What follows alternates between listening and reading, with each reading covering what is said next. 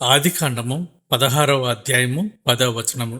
మరియు యెహోవా దూత, నీ సంతానమును నిశ్చయముగా విస్తరింపజేసెదను, అది లెక్కింప వీలులేనంత విస్తారమవునని దానితో చెప్పెను. సహోదరి సహోదరులారా, దేవుడు మనల్ని ఒక కఠినమైన పరిస్థితికి లోబడమని చెప్పినప్పుడు ఆయన కేవలం ఆజ్ఞలను మాత్రమే ఇచ్చే దేవుడు కాదు. ఆ ఆజ్ఞల వెనుక ఎంతో గొప్ప వాగ్దానాలను, ఆశీర్వాదాలను దాచి ఉంచే ప్రేమగల దేవుడు. ఇంతకు ముందు భాగంలో దేవుడు హాగరును తన యజమానురాలి చేతి క్రింద అణిగి ఉండమని ఆజ్ఞాపించాడు. ఆ మాట విన్నప్పుడు ఆమె గుండె ఎంతగా బరువెక్కి ఉంటుందో ఒక్కసారి ఆలోచించండి. మళ్ళీ అదే అవమానాల మధ్యకు, అదే నిందల మధ్యకు వెళ్ళాలా అని ఆమె మనస్సు వికలమై ఉంటుంది. కాని దేవుడు ఆమెను ఆ నిరాశలో వదిలిపెట్టలేదు. వెంటనే ఆమె భవిష్యత్తును మార్చే ఒక అద్భుతమైన వాగ్దానాన్ని అనుగ్రహించాడు. నీ సంతానాన్ని లెక్కింపలేనంత విస్తారంగా హెచ్చిస్తాను అని దేవదూత సెలవిచ్చాడు. ఒకసారి ఈ వాగ్దానం యొక్క లోతును మనం పరిశీలిస్తే, పరిశుద్ధ గ్రంథంలో అబ్రహాముకు దేవుడు ఎలాంటి వాగ్దానాన్ని ఇచ్చాడో సరిగ్గా అటువంటి వాగ్దానాన్నే ఇక్కడ ఒక అల్పురాలైన దాసికి కూడా ఇస్తున్నాడు. అబ్రహాముతో దేవుడు అన్నాడు కదా, నీ సంతానాన్ని ఆకాశ నక్షత్రాల వలె, సముద్ర తీరపు ఇసుక రేణువుల వలె విస్తరింపచేస్తానని అన్నాడు. ఇప్పుడు అదే విధంగా ఆశీర్వాదాన్ని హాగరు గర్భఫలానికి కూడా ప్రకటిస్తున్నాడు. దేవుని దృష్టిలో ఏ ఒక్క ఆత్మ తృణీకరింపబడదు. లోకంలో ఉన్న పెద్దలు, అధికారులు తమకు ఇష్టమైన వారికి, గొప్పవారికి ప్రాధాన్యత ఇస్తారు. కాని పరలోక దేవుడు అరణ్యంలో దిక్కుతోచక ఏడుస్తున్న ఒక దాసి భవిష్యత్తును చూస్తున్నాడు. ఆమె గర్భంలో ఉన్న పిండాన్ని చూస్తున్నాడు. ఆమె ద్వారా రాబోయే తరాలను చూస్తున్నాడు. అరణ్యంలో ప్రాణాలు కోల్పోతుందేమో అనుకున్న ఒక స్త్రీకి నీ ద్వారా ఒక పెద్ద జనసమూహం భూమి మీదకు రాబోతుంది అని చెప్పడం ద్వారా దేవుడు ఆమెకు బ్రతుకుపై ఆశను, నిరీక్షణను కలుగజేశాడు. మన జీవితాల్లో కూడా మనం కొన్నిసార్లు దేవుడు మనకి ఇచ్చిన బాధ్యతలకు లోబడడానికి ఇష్టపడనప్పుడు మన భవిష్యత్తు శూన్యంగా అనిపిస్తుంది. కానీ ఎప్పుడైతే మనం దేవుని మాటకు లోబడి ఆయన చూపించిన మార్గంలో నడవడానికి తీర్మానించుకుంటామో అప్పుడు మన ఊహకి అందని ఆశీర్వాదాల తలుపులను ఆయన తెరుస్తాడు. ఇర్మియా గ్రంథంలో 29వ అధ్యాయము 11వ వచనంలో చెప్పినట్లు, నేను మిమ్మును గూర్చి ఉద్దేశించిన సంగతులను నేను ఎరుగుదును.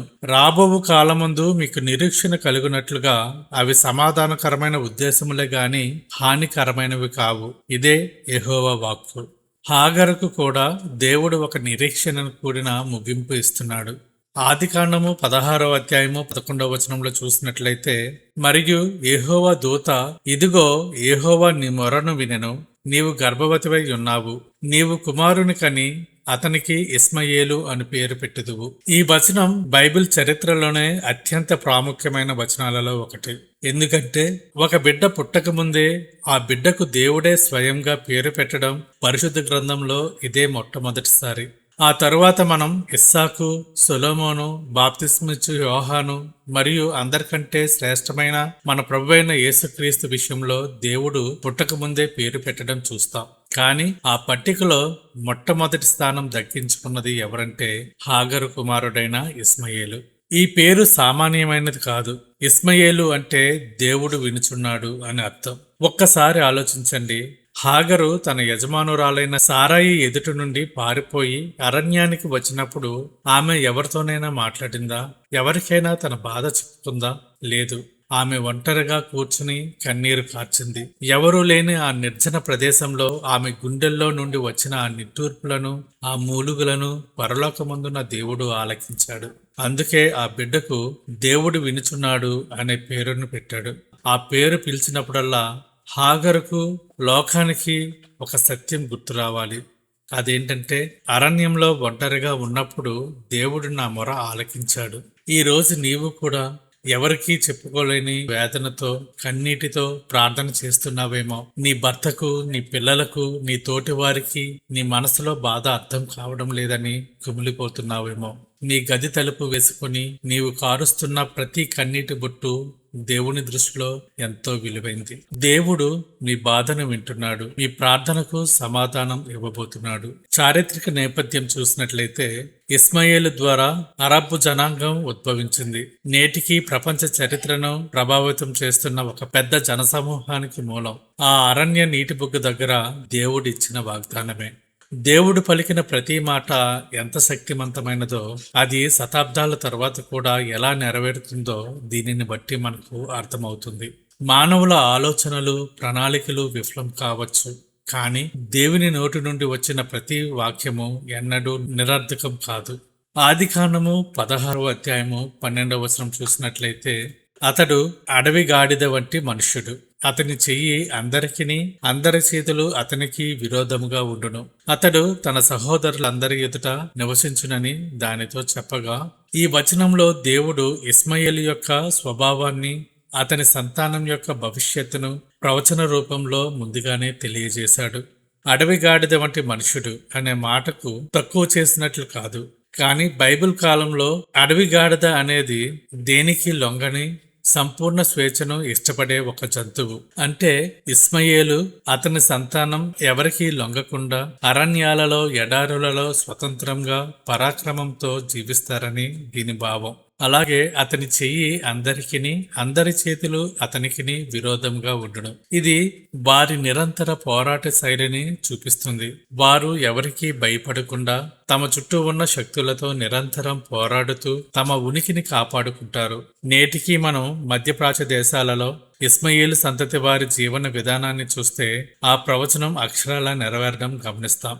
వారు తమ సహోదరుల వంటి, అంటే అబ్రహాము యొక్క సంతానమైన యూదుల పక్కనే నివసిస్తూ నిరంతర ఘర్షణల మధ్య కూడా బలమైన జనముగా నిలిచారు.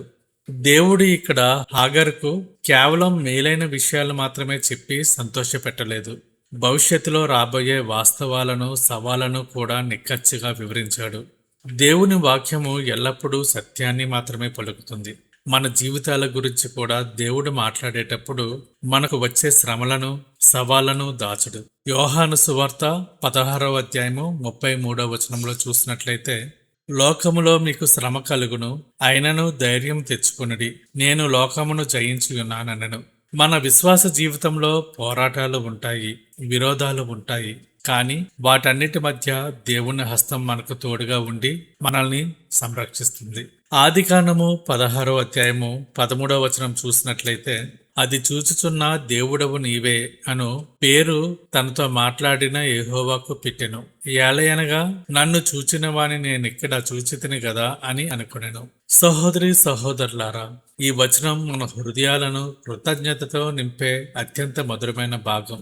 హాగరు ఆ అరణ్యంలో దేవుని స్వరము విని ఆయన ఇచ్చిన వాగ్దానాలను పొందుకున్న తర్వాత ఆమె ఆత్మీయ నేత్రాలు తెరవబడ్డాయి. ఆమె దేవునికి ఒక అద్భుతమైన పేరు పెట్టింది, నన్ను చూచుచున్న దేవుడు. బైబిల్ గ్రంథంలో దేవునికి మానవులు పెట్టిన పేర్లలో ఇది ఎంతో ప్రత్యేకమైనది. ఒక అన్యురాలు, ఒక దాసి దేవుని వ్యక్తిగతంగా, అనుభవపూర్వకంగా తెలుసుకొని ఈ పేరు పెట్టింది. ఆమె అంటుంది, నన్ను చూచిన దేవుని నేను ఇక్కడ కూడా చూచితిని కదా. అంటే అబ్రహాము ఇంట ఉన్నప్పుడు మాత్రమే దేవుడు ఉన్నాడు అనుకున్నాను. ఈ నిర్జనమైన అరణ్యంలో, ఈ కష్టకాలంలో కూడా ఆయన నన్ను చూస్తున్నాడు, నాతో మాట్లాడుతున్నాడు అని ఆమె ఆశ్చర్యపోయింది. మన దేవుడు కేవలం ప్రార్థనా మందిరాలకే పరిమితమైన దేవుడు కాదు. ఆయన కేవలం ఆదివారం నాడు మాత్రమే మనల్ని చూసే దేవుడు కాదు. నీవు ఒంటరిగా ఉన్నప్పుడు, నీవు కార్యాలయాల్లో ఉన్నప్పుడు, శ్రమ పడుతున్నప్పుడు, నీవు వ్యాధిన మంచాన పడి ఉన్నప్పుడు, సమాజం నిన్ను తృణీకరించినప్పుడు నిన్ను చూస్తున్న దేవుడు. లోకమంతా మన వైపు నుండి ముఖం తిప్పేసిపోవచ్చు, కానీ దేవుని కన్ను ఎల్లప్పుడూ మన మీదే ఉంటుంది. ఒక్కసారి ఆలోచించండి, ఈ అనుభవం హాగరు జీవితాన్ని ఎంతగా మార్చివేసి ఉంటుందో. ఒకప్పుడు ఆమె నిరాశతో సావుకు సిద్ధమై పారిపోతుంది, కానీ ఇప్పుడు ఆమె హృదయం దైవిక శక్తితో, ధైర్యంతో నిండిపోయింది. నన్ను చూసే దేవుడు నాకు తోడుగా ఉన్నాడు అనే నిశ్చయత ఆమెకు లభించింది. ఈ రోజు మీ జీవితంలో కూడా అటువంటి నిశ్చయత కావాలా? దేవుడు మిమ్మల్నే చూస్తున్నాడనే సత్యం మీరు నమ్ముతున్నారా? మన హృదయాలను ఆ దేవునికి సమర్పించుకుందాము. ఈ అద్భుతమైన సంఘటన తరువాత హాగరు ఏం చేసింది? ఆ నీటి బుగ్గకు ఎలాంటి పేరు వచ్చింది? ఆమె తిరిగి వెళ్లి తన యజమానురాలికి లోబడి ఎలా జీవించింది? ఇస్మాయేలు జననం అబ్రహాం కుటుంబంలో ఎలాంటి మార్పు తెచ్చింది అనే ఆత్మీయ సత్యాలను, విశ్వాస జీవిత పాఠాలను తదుపరి భాగంలో మనము లోతుగా ధ్యానిద్దాం. దేవుడి ఈ కొద్ది మాటలను మన హృదయాలలో ఫలింపచేయునుగాక. ప్రార్థన. మహాగణుడవైన మా పరలోకపు తండ్రి, మీ పరిశుద్ధ నామమునకు స్తోత్రములు. నిన్న నేడు నిరంతరము ఏకరీతిగా ఉన్న మీ నమ్మకత్వాన్ని బట్టి మిమ్మల్ని ఆరాధిస్తున్నాము. యేసుక్రీస్తు శిలువ త్యాగము ద్వారా మాకు అనుగ్రహించిన పాప క్షమాపణను బట్టి, నిత్య జీవమును బట్టి మీకు కోట్లాది కృతజ్ఞతా స్తోత్రములు చెల్లించుకొనుచున్నాము. పరిశుద్ధుడైన దేవ, మా అనుదిన జీవితంలో మాటల ద్వారా, తలంపుల ద్వారా చేసిన ప్రతి పాపమును మీ సన్నిధిలో ఒప్పుకొనుచున్నాము. మీ పవిత్ర రక్తంతో మమ్మల్ని కడిగి పవిత్రపరచండి. ప్రభువా, మా ఆత్మీయ జీవిత ఎదుగుదలకు కావలసిన వాక్య జ్ఞానమును, ప్రార్థన ఆసక్తిని దయచేయండి. మమ్మల్ని ప్రమాదాల నుండి, అనారోగ్యముల నుండి రక్షించండి. ఈ వీడియో చూస్తున్న ప్రతి బిడ్డను, వారి ప్రార్థనా అవసరతలను మీ హస్తాలకు అప్పగిస్తున్నాము. వారి అనారోగ్యాలను స్వస్థపరచండి. ఆర్థిక ఇబ్బందులను, అప్పుల భారాలను తీర్చి వారి హృదయాలలో సమాధానం నింపండి. ప్రత్యేకంగా ఉద్యోగం లేక ఉద్యోగం కోసం ఎదురు చూస్తూ వేదనతో ప్రార్థన చేస్తున్న బిడ్డలను కనికరించండి. ఉద్యోగం పోతుందనే భయంతో రాత్రిళ్ళు నిద్రలేక మానసిక ప్రశాంతతను కోల్పోయిన బిడ్డలను మీరే ఆదరించండి. మీ చింత యావత్తు నా మీద వేయుడి అని సెలవిచ్చిన దేవ, వారి హృదయాలలో ఉన్న అభద్రతాభావమును, దిగులును ఇప్పుడే యేసునామంలో దూరం చేయండి. ప్రస్తుతం చేస్తున్న ఉద్యోగాలలో వారికి స్థిరత్వమును, అధికారుల దయను అనుగ్రహించండి. ఒకవేళ ఉద్యోగ నష్టము వాటిల్లినను మీరే అంతకన్నా శ్రేష్టమైన మార్గమును చూపిస్తారనే సంపూర్ణ విశ్వాసమును వారికి దయచేయండి. వారి ఆర్థిక ఇబ్బందులను, అప్పుల భారములను తీర్చి వారి హృదయాలలో మీ పరలోక సమాధానమును నింపమని బ్రతిమాలుకొనుచున్నాము. మా కుటుంబాలలో సమాధానమును, ఐక్యతను దయచేయండి. మా పిల్లలు లోకపు ఆశలకు లొంగిపోకుండా దైవిక మార్గంలో ఎదుగునట్లు చేయండి. అనాథలను, వితంతువులను, పేదలను జ్ఞాపకం చేసుకోండి. మీ విశ్వాసము నిమిత్తము లోకంలో హింసించబడుతున్న క్రైస్తవులకు తోడై వారికి ధైర్యమును, రక్షణను అనుగ్రహించమని యేసుక్రీస్తు నామంలో అడుగుచున్నాము తండ్రి. ఆమేన్.